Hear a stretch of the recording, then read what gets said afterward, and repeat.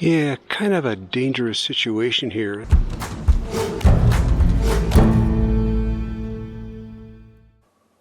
Well, we're currently camped at George Lake near Phillipsburg, Montana. This is a really nice National Forest campground. The road is all paved, so there's no dust with people going by. And it's a fishing and water skiing lake. People are having a good time here. This is the middle of the week. It'll probably fill up pretty good by the weekend. I'm just getting ready to make some lunch. Going to give Linda the afternoon off.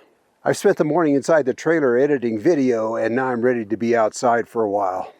This book by George Washington Sears called Nessmuk, he was the first ultralight camper back in the early part of the 1900s. Anyways, one of our subscribers, Leo Sana, sent me this book, and I kind of promised to do some of the recipes out of the book.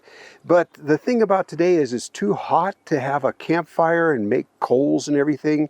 So I'm going to be doing a recipe just based on one of these recipes, but I'm going to do it on the stovetop. It's just too hot to have a fire. Well, to start out with, I'm just going to cut up a pork steak here into chunks. And there's different ways of doing this, but I'm just doing it the way that he did it in the book, which was to drop the pork into and boil it. He basically boiled it. This is a one-pan cooking, of course. The idea was he traveled light, but he stayed in the woods for long periods of time.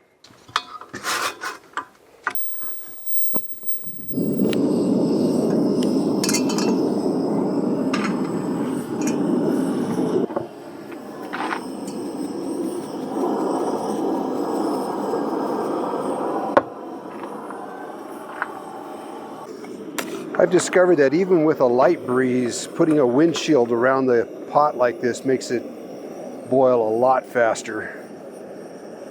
This weather can go either way today. Got to watch for thunderstorms.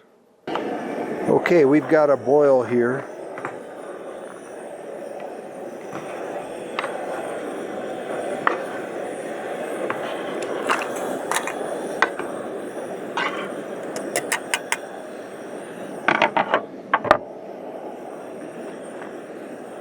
Yeah, I think I would have done this in a fry pan and I would have seared that meat, but this is the way it was done in the book.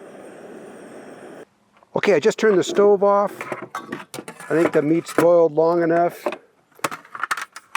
Most likely Mr. Sears didn't carry a fry pan, but that's all right.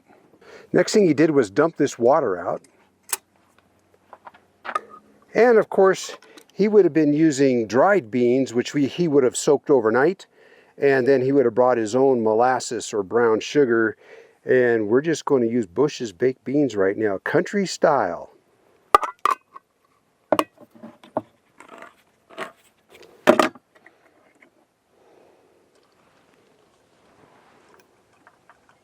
And I'll be putting in 2 cans.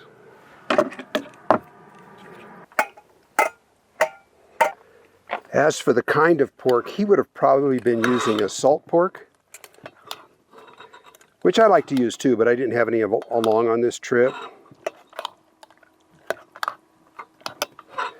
Now the last thing I'm going to put in there is onion.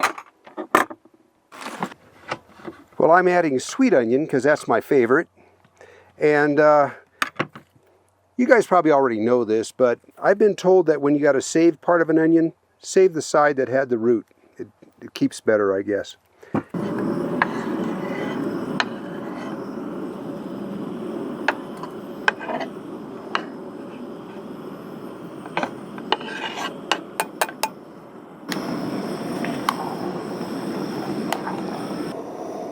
Now, George Washington Sears, or Nessmuk as he was known in his books, would have had this, of course, surrounded in coals, maybe smothered in coals on his campfire.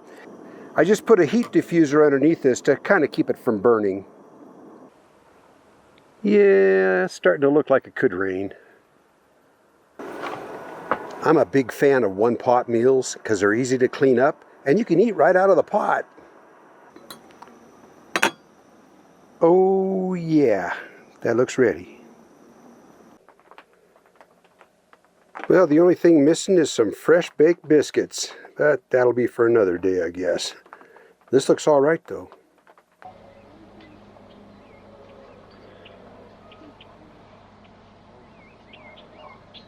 Holy moly.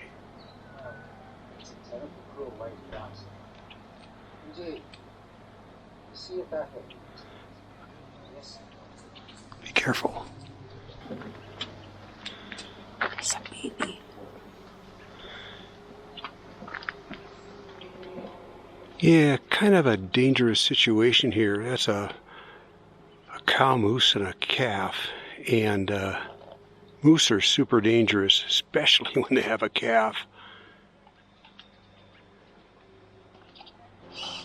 And here in the campground, yeah, people are gonna have to be really careful. Well, it's late in the evening and everybody's inside their trailers and their motorhomes and everything, and I don't think very many people saw those moose just now. I just happened to look out the side window of our trailer for some reason. I saw the back of that moose going right by our trailer, you know, about 10 feet away. And I got outside as quick as I could, being very careful. But anyways, that was pretty cool. I've only seen moose in Montana up, you know, personally up close about 3 times now. Probably wondering what we're all doing in their campsite. Oh, here Boy, comes the baby. wildlife here is something else. Two Well, fawns. Two fawns. They're twins. Oh, look at the babies. Oh my goodness. Hi, guys. They look healthy. Yeah. They're twins, yeah. Hi, I like that. Got moose behind us, deer in front of us.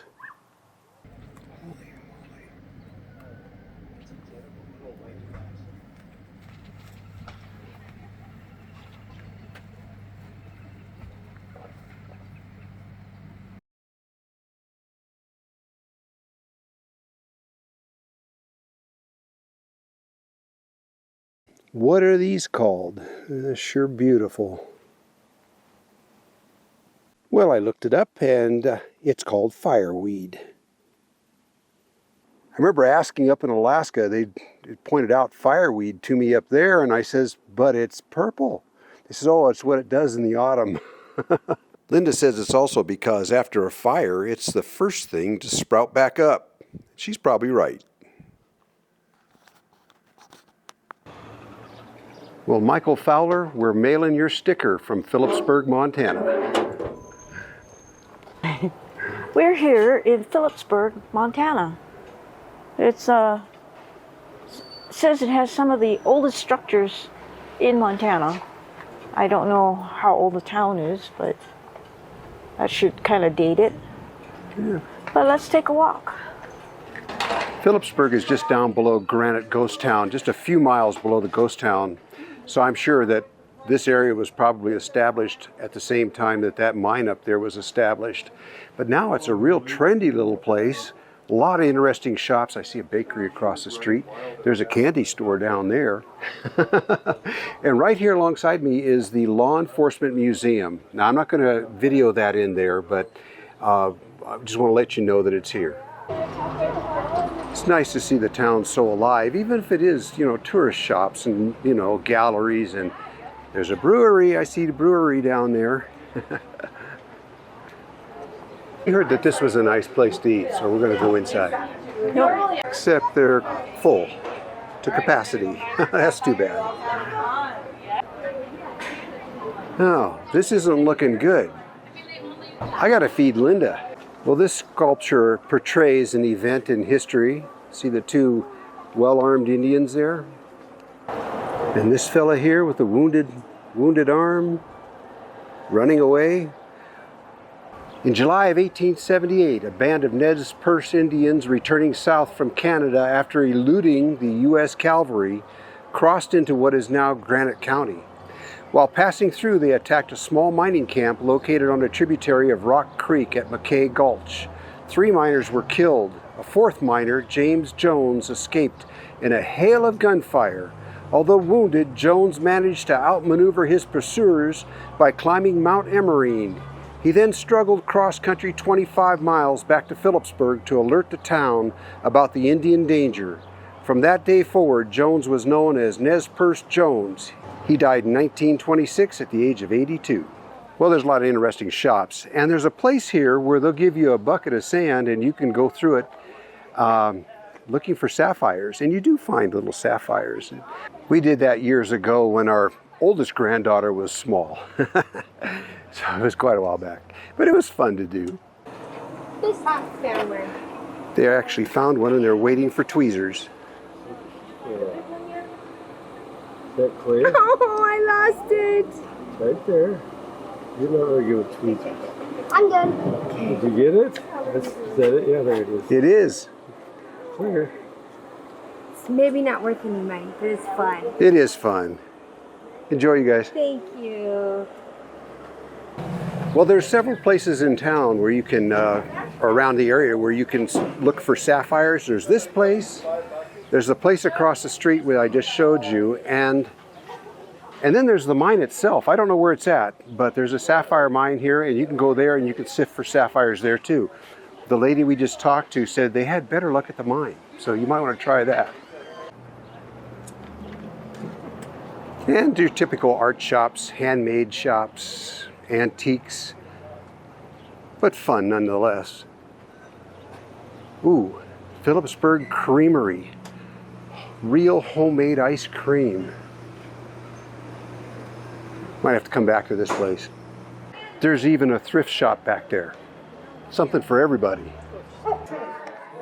Well, we went back to that place that was cordoned off, and they had a table available, so we took it. And look here, you can get Wagyu burgers. You can get bison burger, elk burger, veggie burger. I don't know what that is. Anyways, I think Linda and I are going to get a couple of Wagyu burgers. Well, evidently this restaurant used to be, originally it was Doe's Drugs, 1887. So after we have lunch, there's the creamery that makes the ice cream. I think there's 2 bakeries. And then there's what's known as the most popular candy store in Montana. How do I choose?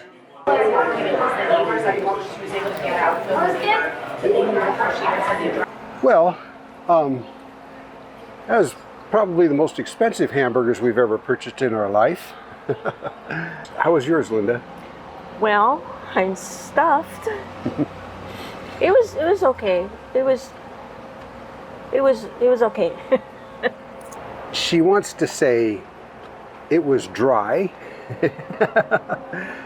Actually, the thing was, when you're serving bison burgers, elk burgers, and Wagyu burgers, don't you think the waiter would say, how would you like that done?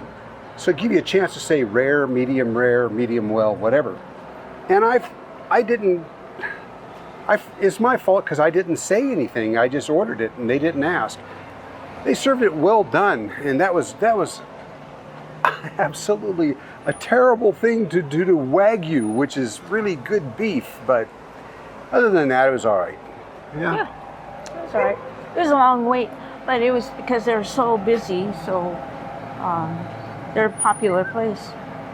Well, it turns out that Phillipsburg was founded in 1867. And it's pretty cool here. If you drive around the neighborhoods, you see some fantastic houses, some fantastic old houses. World's greatest candy store. Yeah, we're going in. Oh my goodness. This place is huge and this place is packed.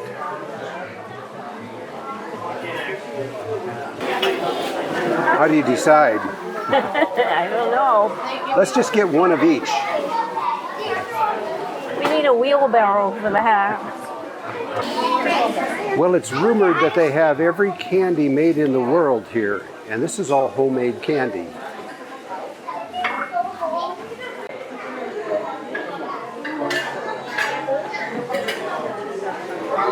The entire center section of the store is all chocolates.